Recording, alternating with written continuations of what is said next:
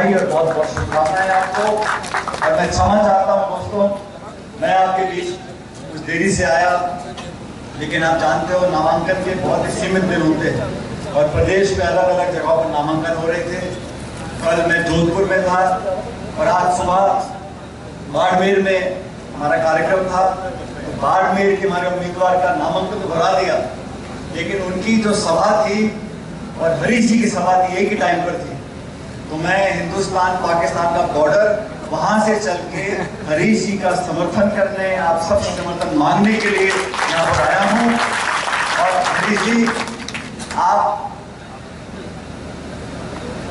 विधायक हो, आपके पक्ष में सभी लोगों ने अपनी अपनी बात रखी, शेखावत साहब से लेके मुकेश भाकर साहब तक, हर समाज, हर उम्र के, हर नेता, हर संगठन के पदाधिकारी ने आपके पक्ष में बात रखी है। और मैं जानता हूं कि ये चुनाव ना सिर्फ इस लोकसभा क्षेत्र के लिए महत्वपूर्ण है साथियों, लेकिन ये चुनाव इस देश के लिए महत्वपूर्ण है। और मैं ऐसा मानता हूं कि ये चुनाव दो व्यक्तियों का नहीं है, ये चुनाव सिर्फ सांसद बनने का नहीं है, ये चुनाव इस देश के भविष्य का चुनाव है। और बहुत गंभीरता से आप लोगों को बात को समझना चाहिए।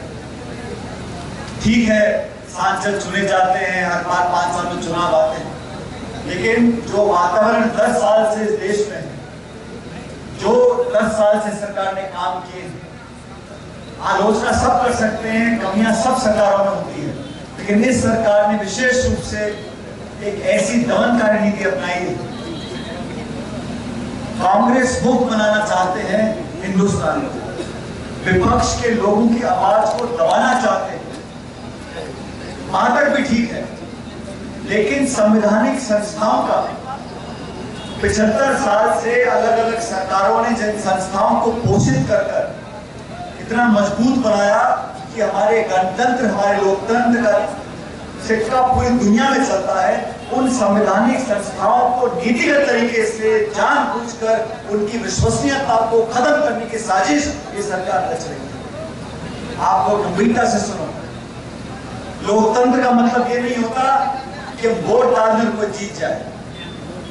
वोट तो बहुत देशों में पड़ते हैं, हमारे मुल्क के आसपास तमाम देश वहां वोट पड़ते हैं, लेकिन वहां का लोकतंत्र हमारे लोकतंत्र में क्या है? यार रुक जाओ यार। हमारे लोकतंत्र में जवाब देही हम तय कर सकते हैं, क्या करो, संवैधानिक संस्थाएं सवाल कर सकती हैं, पक्ष और विपक्ष दोनों की भूमिका है। जब सवाल पूछने का अधिकार खत्म हो जाएगा, विपक्ष की राजनीति करने के रास्ते बंद हो जाएंगे।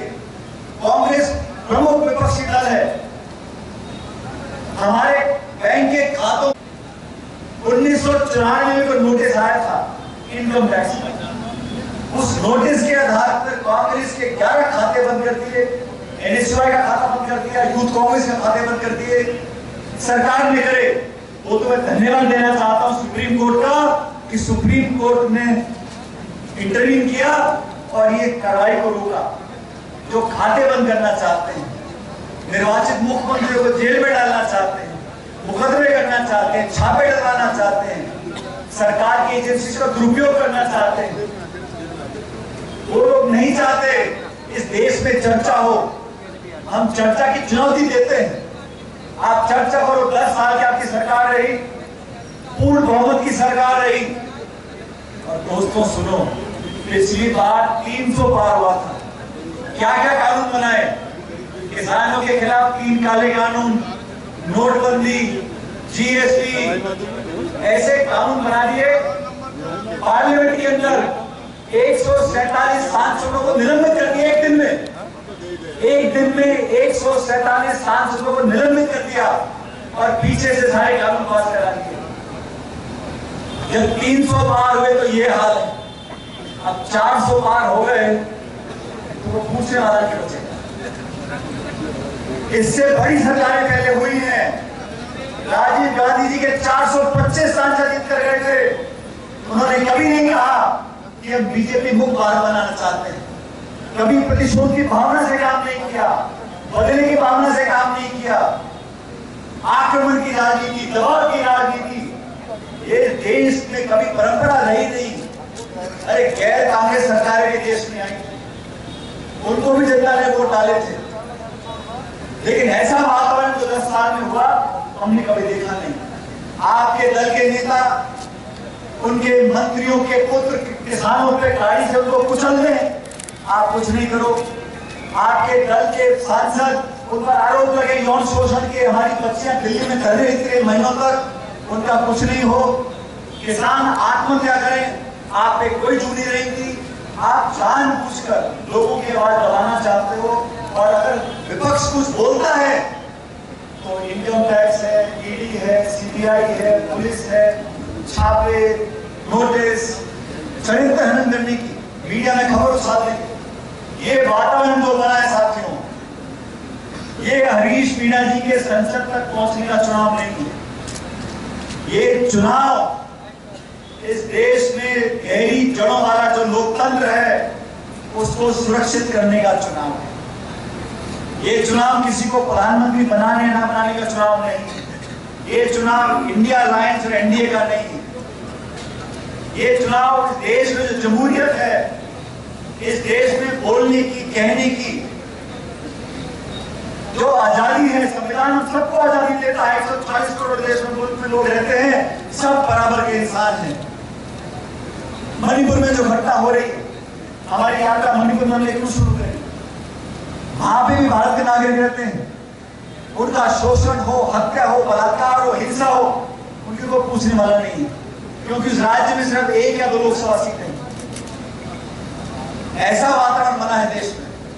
इसलिए आपसे आग्रह कर रहा हूं, अपने भविष्य के लिए, नौजवानों के लिए, किसानों के लिए गंभीरता से सोचना पड़ेगा। अपने वोट का सदुपयोग करना पड़ेगा। हर जगह जाके इस बात को बोलते हैं। भारतीय जनता पार्टी को पिछली बार 25 तुलना कर लो, विचारधारा की, पृष्ठभूमि की, उम्मीदवार की, सोच की, कार्यशैली की। हमारी सरकार थी, हमने कानून बनाए, नरेगा का कानून बनाया। इस दुनिया में 200 मुल्क हैं, किसी देश में ऐसा कानून नहीं है कि रोजगार का अधिकार संविधान में लिख दिया, अब कोई सरकार छीन नहीं सकती। खाद्य सुरक्षा का आधार, शिक्षा का आधार, दलितों का, गरीबों का, किसानों का, महिलाओं को बहाल करने के कानून मनमोहन सिंह जी ने बनाए। आप तुलना करो, और इसलिए 26 तारीख को जो वोट पड़ेगा वो निर्णायक वोट होगा। आज हरीश मीणा जी को उम्मीदवार बनाया, और मन से गाने सरकार जी बोल रहे थे, बेचारे ना खाए हैं ना पानी पिए हैं, रोजों में फिर भी दहाड़ दहाड़ के बोल रहे थे, और ठीक बोल रहे थे। माधवपुर सरपंच जीत कर आते हैं और टॉप में आके यहाँ मामला बराबर हो जाता है। तो आप सबकी जिम्मेदारी है, ये चुनाव हरीश मीणा जी का चुनाव नहीं है। पूरा हिंदुस्तान देख रहा है कि राजस्थान में क्या होगा, और पूरा राजस्थान देख रहा है कि टॉप माधवपुर में क्या होगा। इसलिए मेरा आप सबसे आह्वान है, ये छोटी मोटी टोका टाकी चलती रहती है, लेकिन इस लोकसभा चुनाव में सिर्फ हरीश मीणा जी चुनाव नहीं लड़ रहे हैं। जितने लोग मंच पर बैठे हैं, हम सब लोग चुनाव लड़ रहे हैं, और जो वोट पड़ेगा वो सिर्फ हरीश मीणा जी को नहीं पड़ेगा, वोट मुझे भी पड़ेगा, मंच पे तमाम नेताओं को पड़ेगा। ये जानबूझ के चर्चा करते हैं, फलाना उस जाति का है, उस धर्म का है, उस गोत्र का है, उस समाज का है। अरे 20-22 लाख लोग रहते हैं, ऐसा कौन सा समाज है जो 2 जिलों में नहीं है? सब धर्म के लोग यहाँ पर रहते हैं।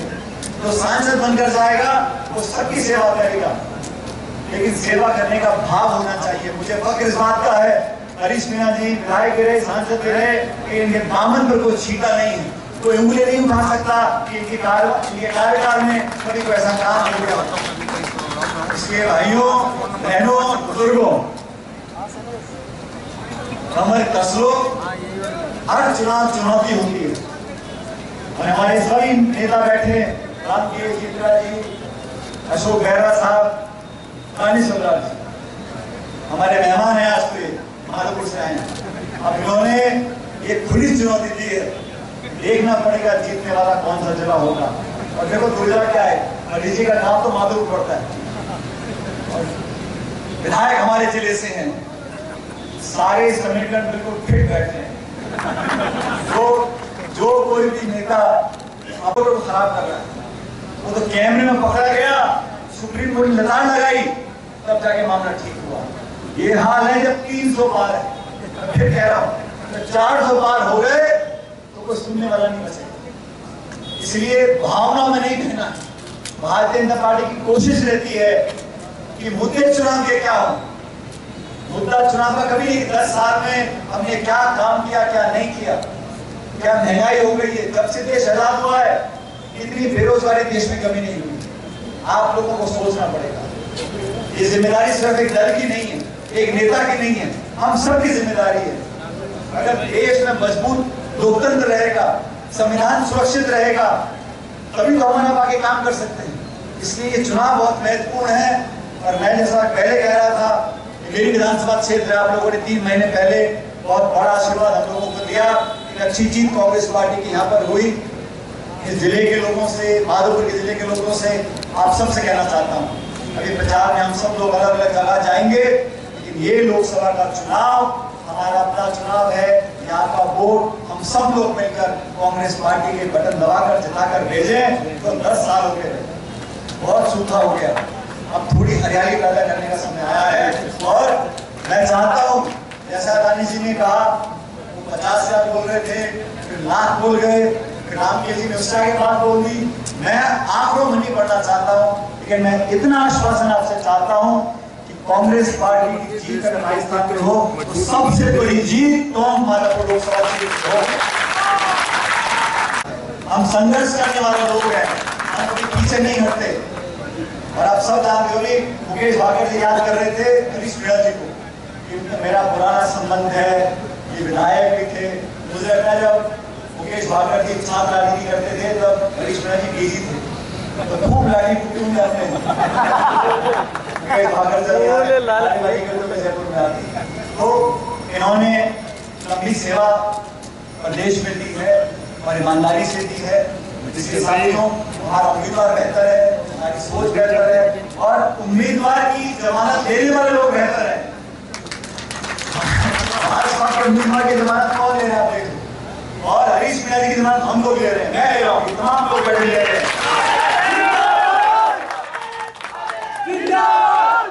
इसलिए 26 तारीख तक हरीश जी को मेहनत करनी पड़ेगी। हरीश जी लगे रहते हैं सुबह शाम घूमने में। मैंने कहा मैं जब आपके पुलिस में हरीश जी मैं देखता था, आप रोज दौड़ते थे 10 किलोमीटर 20 किलोमीटर, एक का टी-शर्ट पहन के रोज दौड़ाई करते थे। अब ये चुनाव आ गया, आपने जो कसरत करके सेहत बनाई है उसका पूरा उपयोग आपको करना पड़ेगा, कांग्रेस कार्यकर्ताओं के बीच आना पड़ेगा। लेकिन आप चिंता मत करो हरीश मीणा जी, आप जहां जहां नहीं पहुंचोगे वहां सचिन पायलट पहुंचेगा आपके।